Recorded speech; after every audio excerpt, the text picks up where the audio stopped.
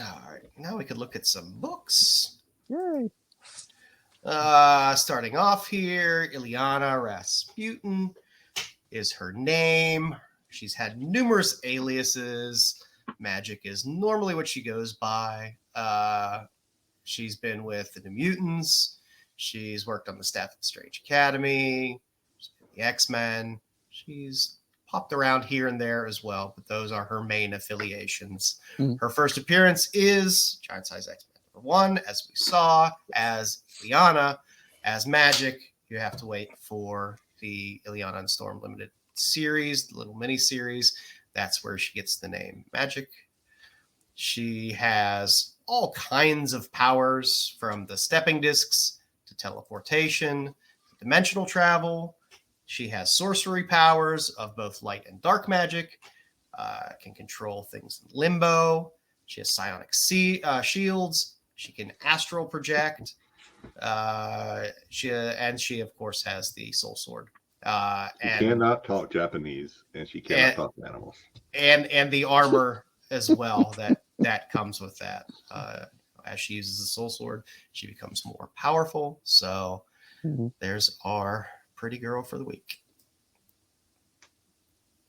So she shows up. There's her first frame right there. She's not really a baby. She's a small child.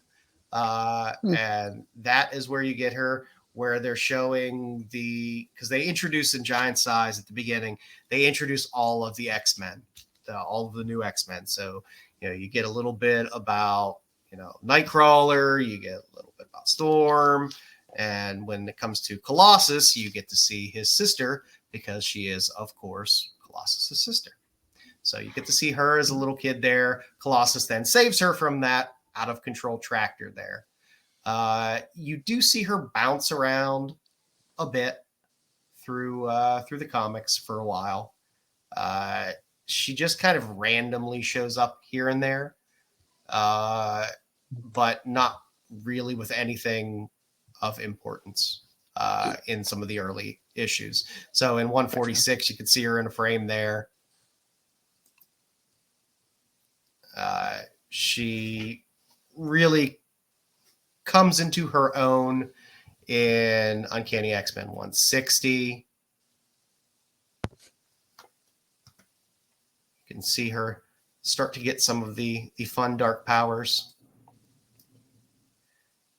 And where everything comes to full fruition is within the Magik miniseries. So that's where you see her go to limbo.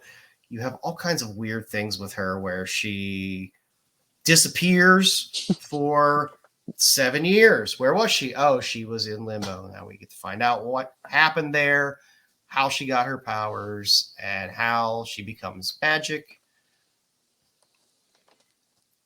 So they basically age her up.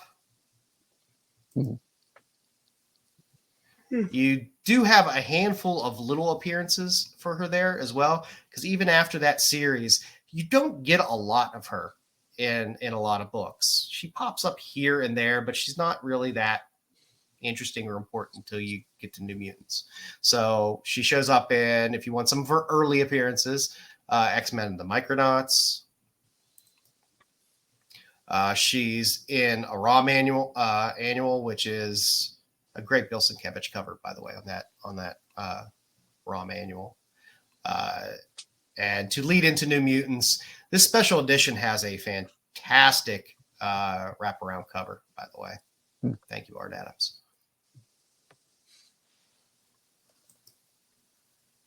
And then once you get into New Mutants, officially she becomes a member in 15, but she shows up in 13 and 14 as well. That leads into the best set of covers, in my opinion, to ever be done in comics, which is the Bill Sienkiewicz New Mutants run of covers, which is absolutely fantastic. It was doing things that they weren't doing in comics at the time, which are amazing.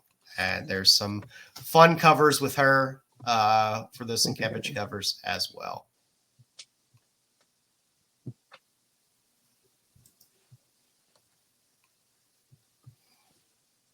After that run, you got your nice little early Art Adams kind of the anniversary box edition for her. God, that one on the right is terrible. Yeah, it's an Art Adams, but it's a little rough. It's a little rough. It's like, what was that chick from Kill Bill? That's what she looked like. No, that's the New Mutants deal. Barry with the Smith cover he's talking about. Yeah. So, as she uses Soul Sword and things, she starts to get more armor and form, and you start to see the dark side of her start to come out a little more. So you kind of get the dark child side of Magik coming out. It's always a constant thing. She's always very troubled in many ways. She's always kind of a bit of a loner within the comics in general. Outside of maybe Kitty Pryde being, an extremely close friend. But as that New Mutants saga goes on and you get closer to Inferno, you get to see more and more armor build up on her. She starts to get the horns, and you get to see a lot of the dark impact of her soul come out as well. And then finally, throughout the Inferno series and then into Uncanny X-Men 303, you actually see her die in Inferno. You kind of have the Dark Child side die, and then you just basically have a then de-aged version of her, which goes on. And in Uncanny X-Men 303, she gets the legacy virus and actually finally dies. Jeez. They then later bring her back and re-aged. So she pops around a lot. So if you want to see the real kind of comeback of kind of more of a modern Magik that we're more used to now, that new X-Men series has that storyline in it. X Infernus as well has kind of the battle for her soul and her being reborn.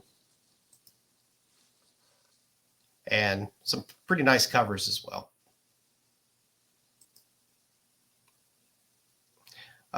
She then goes back to the New Mutants in the later volume of the New Mutants, where she teams up with a lot of the original New Mutants as well.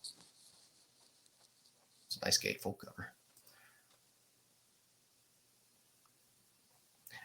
I always forget about this Zeb Wells series. It's not that great of a series, but there are a few covers in there which are pretty nice. The one on the far right is just a really, really nice cover.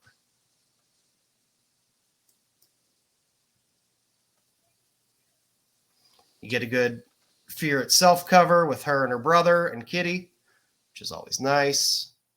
There was a series through that Avengers vs. X-Men where the Phoenix Force was split into 5, and her and the White Queen and Namor, where the Phoenix Force was split into 5 different people, and the Phoenix inhabited her for a while. That was such a bad storyline. Yes, so bad. It was so bad that there's not really many covers of her with the Phoenix Force in any way for that whole series. God, that was bad. There are a few kind of fun covers that pop up here and there in between. They were doing Uncanny X-Men covers on a bunch of different books at one point. So that West Coast Avengers and Immortal Hulk, you got a couple covers of her there. That Black Vortex series had a kind of a fun cover with her and Gamora on the cover. Here's a question: have you seen the X-Men Hot Toys? No, I haven't. I'm not a major toy collector. I don't have room. I wish I did have room for some toys, but God, I don't even have room for my books anymore. It's But you'll find the space. I'm not finding space. There's books I got to get rid of. I don't need more room for toys. Then that's the more recent 2020s New Mutants run puts out a bevy of this. This is when you really start to see Magik as, oh, here's Psylocke slash rogue slash sexy cover Magik, which is nice. This New Mutants run that they did, these covers, I know a lot of these covers to me are kind of reminiscent of some of Sienkiewicz's work in terms of some of the art that's on them. You do get a fun Art Adams there. You got a nice Art Germ cover there as well, which is nice.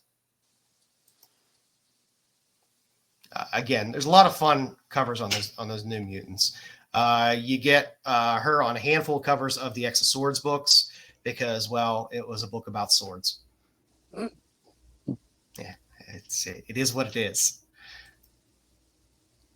And then I just started just pulling out just covers that I really like, more recent covers of her, because, like I said, in the past, they weren't really focused covers. And truthfully, most of the comics of the 90s and stuff like that weren't necessarily focused on single character.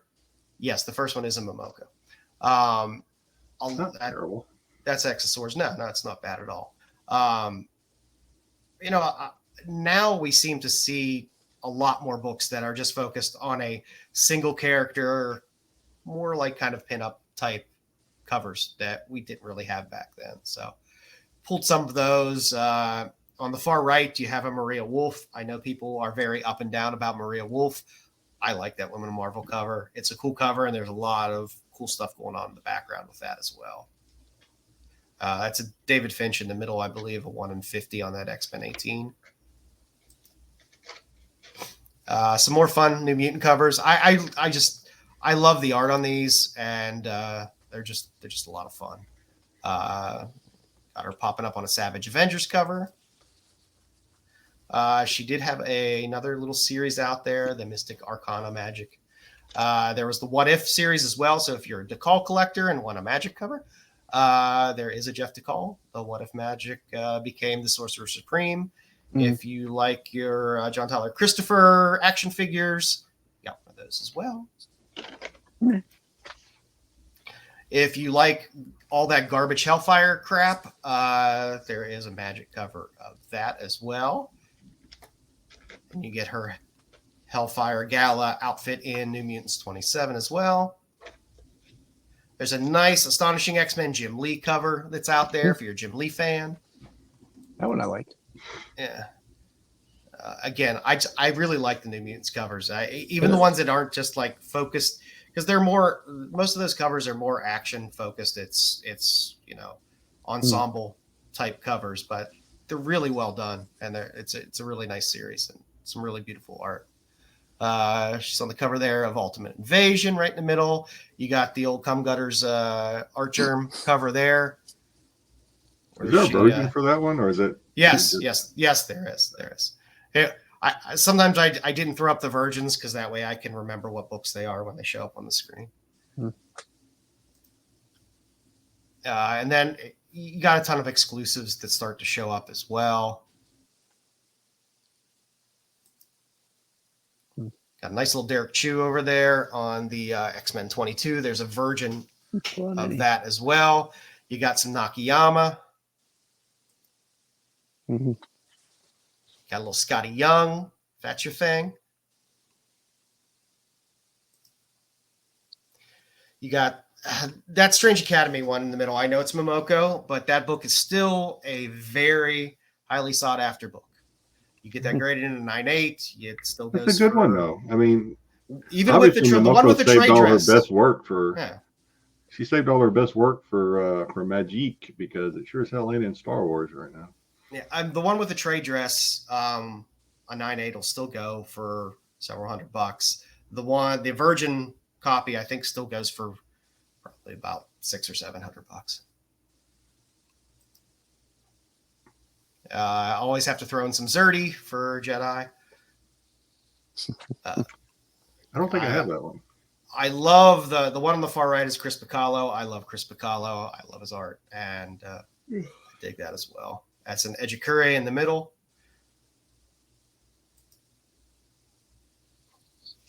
Got a Mike McCone there on the left. You got a Sabine Rich in the middle. I'm trying to remember who did the one on the right. It wasn't Tedesco. It was, God, I can't remember who did it. But that's a newer one coming out as well. And coming up soon, we have, these are covers that are coming. So there will be a Blood Hunt book for Magik. So you will get another Momoko cover as well. Mm. And of course, I had to end this just for Bruce with a bunch of Art Adams. Bobblehead covers. Yay. But yeah, that's her run. She like I said, she seems to be more of a cover girl now than she ever was in the past. But that seems to be the way with a lot of these characters nowadays. So